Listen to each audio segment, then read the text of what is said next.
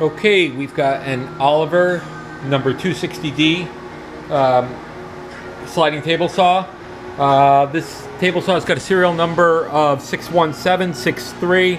I'm not sure what year it was made, but this was a machine that was owned by the U.S. Navy. You can see it still has the government tags on the front of it.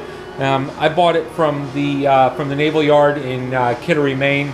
The saw is a dual arbor saw. It has has two motors that are mounted on a rotating drum, and as you crank the elevation handle, the blades rotate on that drum, or the motors rotate on that drum, and you can raise one blade up and put the other blade down. It's got a set of electrical controls for the motor that are basically attached to the drum that applies power to whichever blade happens to be up.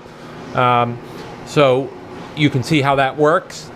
And let's bring that other blade back up. And the saw is equipped with a Type F rack and pinion fence.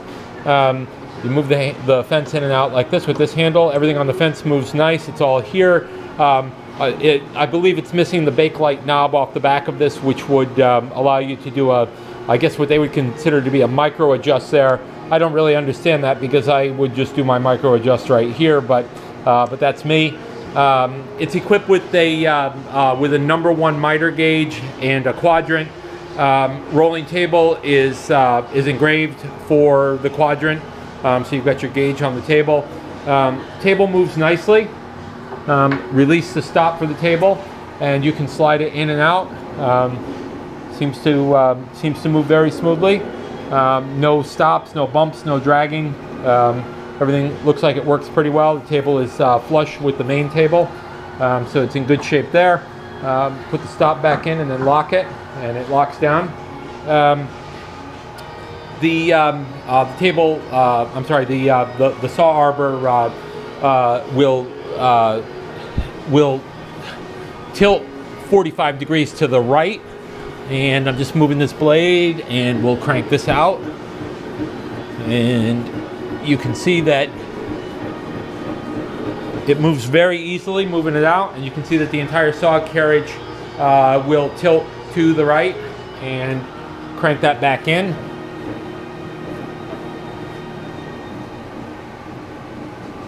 And she's coming back up.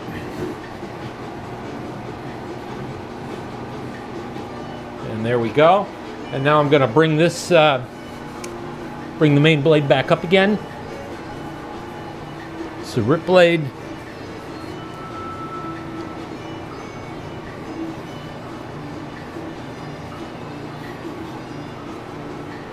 And here we go. And there we go. Blade is up.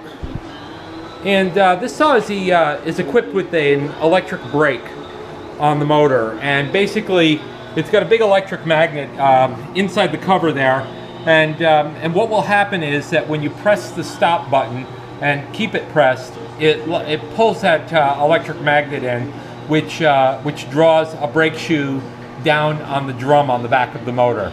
So it's actually a mechanical brake. It does work well for both motors. There are no issues with it. In a minute when I run the saw, you'll see it. Saw is equipped with two 5-horsepower 220 440 volt motors. It's currently wired for 440 volts. Saw is also equipped with an overarm blade guard. This is the original Oliver guard. You can see it with the counterweight there. I've got the guard moved out of the way because quite frankly I don't like them. They're sort of clumsy and in the way when you use them, so I don't really like them. I know other people feel differently about them. Just do a quick walk around the saw. Dust door there on the side. Table lock.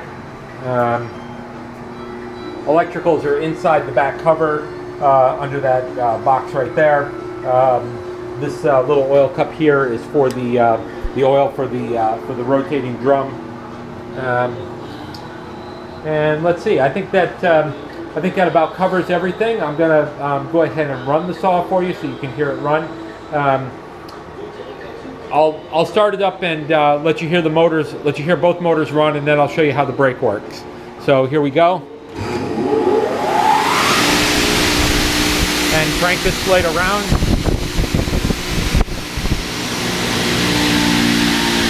And the contactor cuts it out.